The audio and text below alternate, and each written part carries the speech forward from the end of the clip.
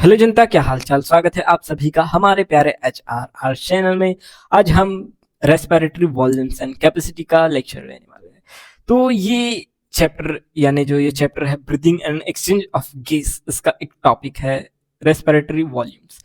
Respiratory volumes है तो आज हम इसको डिटेल में एकदम पूरा ऑल टोटल डिटेल में समझने वाले। एक एक चीजें हम ग्राफ की सहायता से पढ़ेंगे कि क्या है हर चीज ऑल टोटल। मैं आपको इसका फ्लो चार्ट समझा देता हूँ कि आज हम कैसा पढ़ने वाले हैं। जैसे पहले पहले मैं थोड़ा इंट्रो दूंगा कि क्या है रेस्पिरेटरी वॉल्यूम्स एंड कैपेसिटी। उसके बाद हम ग्राफ समझेंगे ऑल टोटल डिटेल में। ग्राफ समझने के बाद कैसा होगा, ग्राफ समझने के बाद जो होगा उसके बाद इसमें ग्राफ के बाद उसका कंक्लूजन यहाँ लिखेंगे। कंक्लूजन लिखने के बाद जो हमारी स्लाइड जो है आपको अगर सिर्फ डिटेल में पढ़ना है, थ्योरी चाहिए, थ्योरी के लिए ये नोट्स मैंने नीचे ऐड कर दिया है। ये पूरी थ्योरी मेरे नोट्स है, तो आप इस नोट्स से समझ सकते हैं क्या है। हम पूरा देखेंगे, ग्राफ में पूरा ऑल टोटल क्लियर कर लेंगे। तो चलो स्टार्ट करते हैं। Pulmonary volumes and capacity. Pulmonary volumes and capacity की बात करें तो कैपेसिटी हेडिंग को ही देखते कैपेसिटी क्या होता है। तो कैपेसिटी की बात करें, जो कैपेसिटी है दो या दो से अधिक वॉल्यूम जो होता है, वॉल्यूम को हम ऐड करते हैं तो उसे हम क्या बोलते हैं, कैपेसिटी बोलते हैं। ठीक, कैपेसिटी। अब इसको हम जल्दी खत्म करने वाले, बेसिक टू एडवांस 10 मिनट में। ठीक, अब रेस्पिरेटरी वॉल्यूम्स एंड कैपेसिटी में हम देखते स्पायरोमीटर। इसमें एक स्पायरोमीटर दिया है। उससे पहले हम एक देखते कि हम 1 मिनट में कितना सांस लेते यानी ब्रीदिंग हमारा 1 मिनट में कितना है। तो 1 मिनट में जो हम ब्रीदिंग करते ये 12 से 16 टाइम पर मिनट करते। ये एनसीईआरटी का डाटा है। जो भी हम इसमें रेस्पिरेटरी वॉल्यूम्स एंड कैपेसिटी में डाटा यूज करेंगे, ये पूरा डाटा एनसीईआरटी का एग्जैक्ट डाटा होगा। ठीक है, तो 12 से 16 टाइम पर मिनट जो हम ब्रीथ करते हैं, ये 1 मिनट में करते हैं। इसको लिखते हैं हम ब्रीदिंग जो करते हैं 1 मिनट पे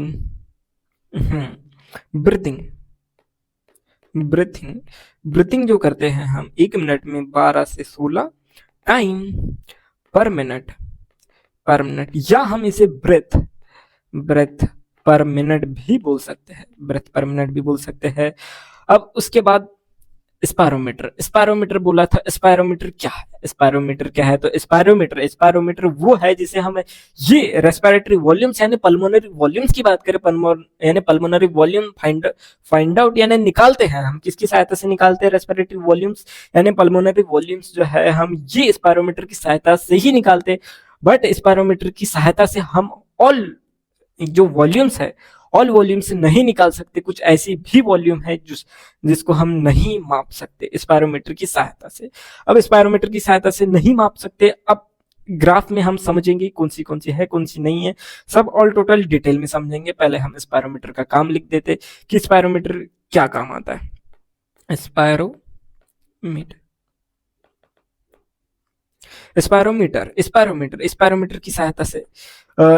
की सहायता से क्या करते हैं हम? पल्मोनरी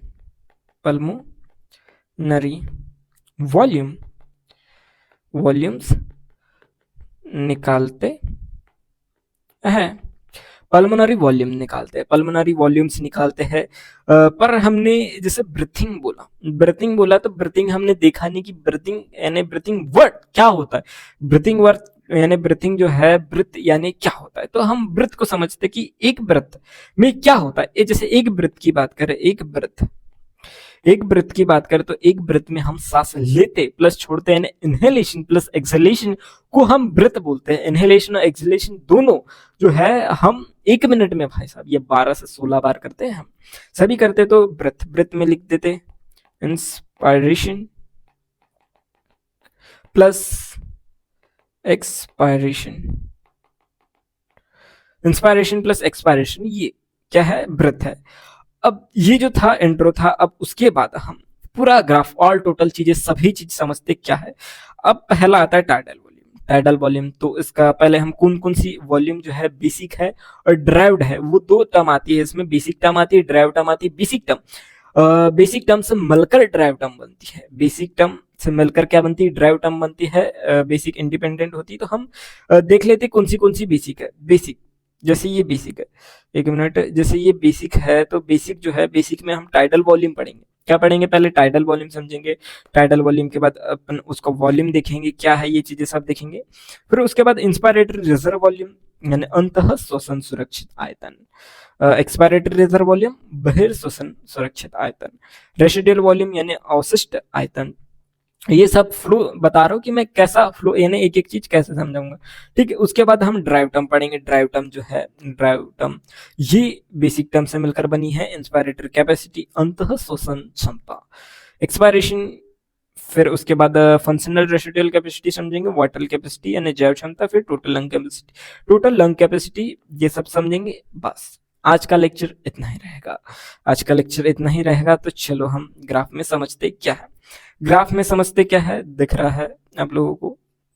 मैं अब इस साइड टाइडल वॉल्यूम समझाता हूँ। क्या समझाता हूँ? Tidal volume. टाइडल वॉल्यूम आपको दिख रहा होगा कि टाइडल वॉल्यूम क्या, टाइडल वॉल्यूम, टाइडल वॉल्यूम जो होता है, हम नॉर्मल सांस लेते हैं, नॉर्मल सांस लेना और छोड़ना, नॉर्मल सांस लेना छोड़ना। अभी जैसे आप लेक्चर देख रहे हैं, इस वीडियो को देख रहे हैं, तो आप नॉर्मल सांस ले रहे हैं, नॉर्मल सांस यानी बिना जोर जबरदस्ती यानी बिना फोर्सफुली नहीं कर रहे ना, आप नॉर्मल कर रहे, तो इसे टाइडल वॉल्यूम के अंदर आता है ना, नॉर्मल सांस लेना छोड़ना, नॉर्मल सांस लेना छोड़ना। ठीक, अब उसके बाद इंस्पायरेटरी रिजर्व वॉल्यूम आता है। इंस्पायरेटरी रिजर्व वॉल्यूम क्या? इंस्पायरेटरी रिजर्व वॉल्यूम जो है, हम नॉर्मल सांस छोड़े, सॉरी छोड़ना वो तो एक्सपायरेशन में आ जाएगा। नॉर्मल हमने सांस लिया, नॉर्मल हमने सांस लिया, और नॉर्मल सांस लेने के बाद से इंक्लूड हो रहा है, नॉर्मल सांस लेने के बाद से इंक्लूड हो रहा है, नॉर्मल सांस लेने के बाद हम जितना भी फोर्सफुली यानी हम सांस ले सकते हैं, ये तो नॉर्मल सांस लिया, नॉर्मल सांस लेने के बाद हम जितना सांस ले सकते हैं भाई सब, उसे हम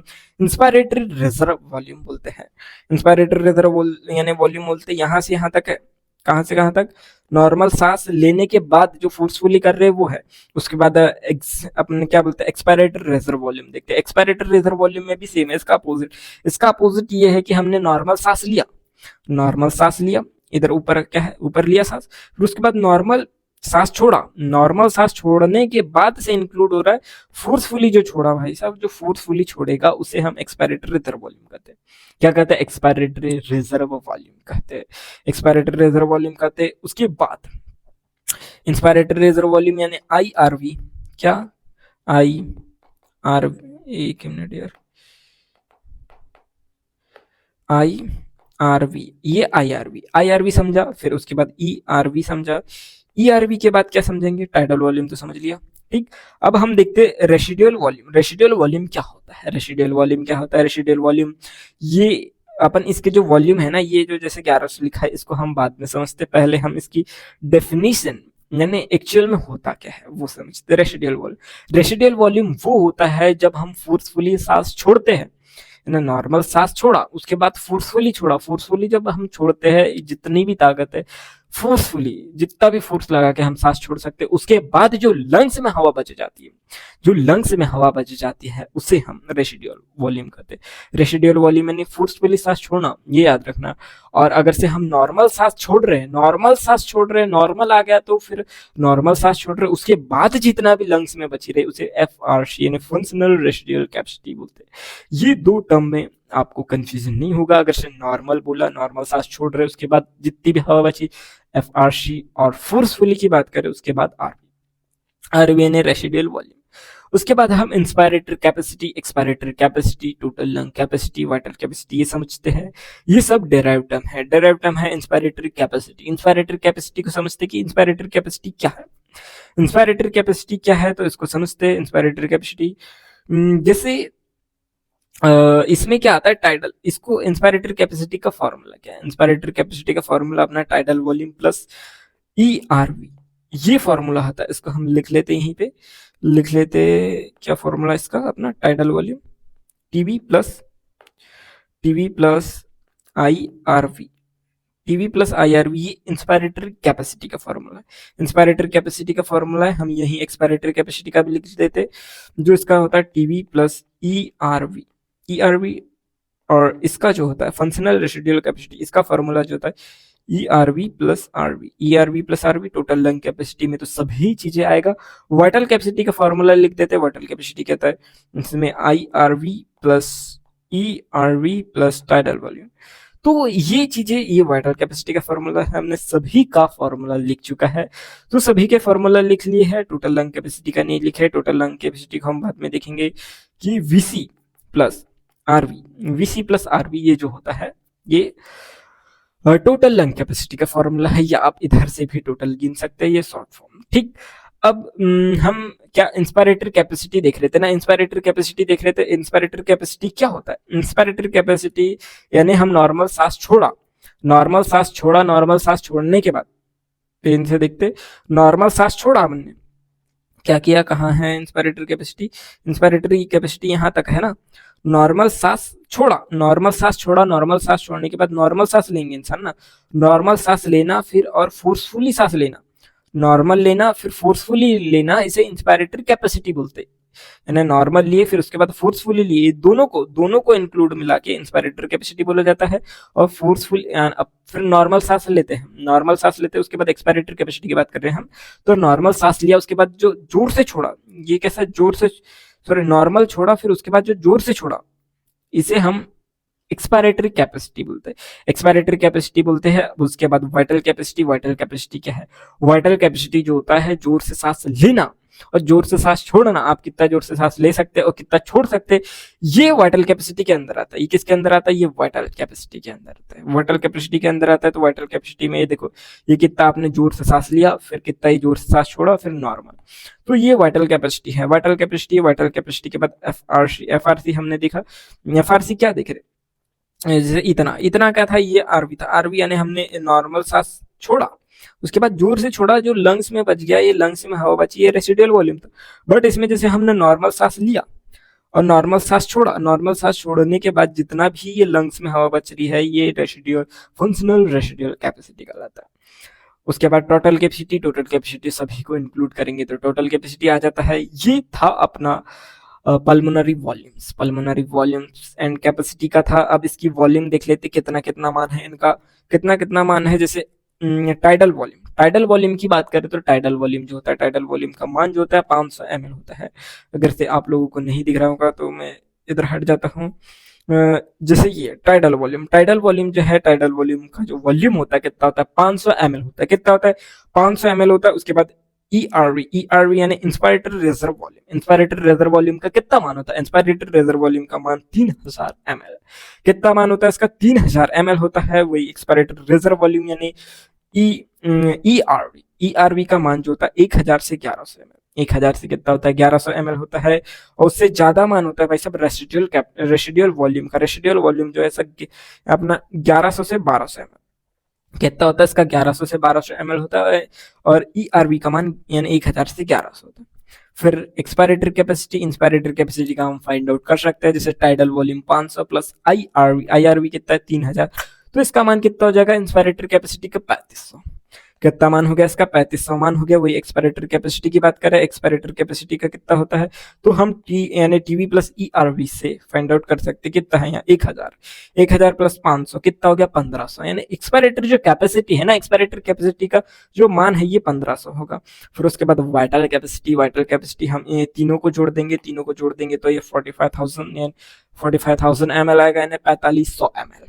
4500 ml टोटल लंग कैपेसिटी सभी को इंक्लूड करेंगे तो ये 57,000 ml आएगा ये मान।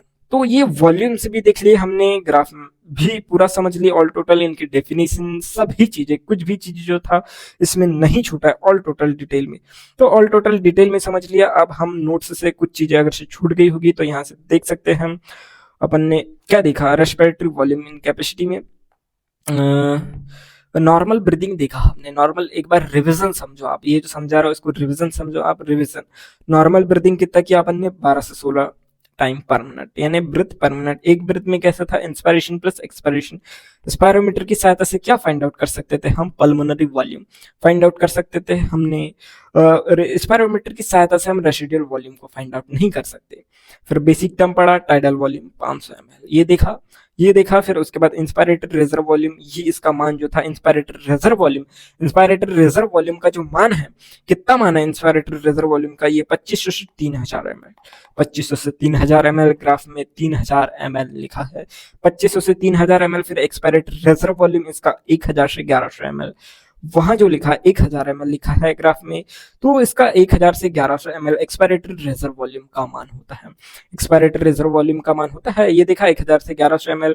उसके बाद हम रेसिडुअल वॉल्यूम की बात करें तो रेसिडुअल वॉल्यूम 1100 लिखा है ग्राफ में। 1100 से 1200 जो मान होता है ये अपना रेसिडुअल वॉल्यूम, ये अवशिष्ट आयतन का मान होता है। उसके बाद ड्राइव टर्म में इंस्पायरेटरी कैपेसिटी यानी अंतः शोषण क्षमता इसमें आता है अपना क्या आता है टाइडल वॉल्यूम प्लस आईआरवी ये इंस्पायरेटरी कैपेसिटी के अंदर है, आ रहा है। उसके बाद एक्सपायरेटरी कैपेसिटी का फॉर्मूला वही टाइडल वॉल्यूम प्लस ईआरवी, ठीक।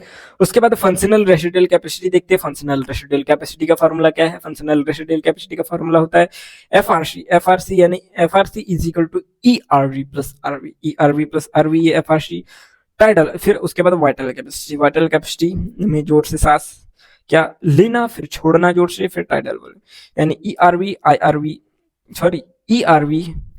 आईआरवी टाइडल वॉल्यूम ये वाइटल कैपेसिटी के अंदर। टोटल लंग कैपेसिटी फेफड़े की कुल क्षमता, तो फेफड़े की कुल क्षमता में हमने वाइटल कैपेसिटी प्लस आरवी वो ग्राफ में हमने लिखा था क्या आता है vital capacity plus RV. Vital capacity के अंदर तो इतना पार्ट आ ही जाता ना, इतना पार्ट किसी वाइटल कैपेसिटी के अंदर आया तो ये शॉर्ट में लिख सकते हैं या टोटल पूरा डिटेल में उसको खोला भी लिख सकते हैं। तो दो तरीके से टाइडल वॉल्यूम को लिख सकते हैं, सॉरी टोटल लंग कैपेसिटी को लिख सकते हैं, ये फिर आप याद कर सकते हो। तो आज का इतना जो था हमारा लेक्चर था, तो फिर मिलते हैं अगले लेक्चर में, तब तक के लिए टाटा।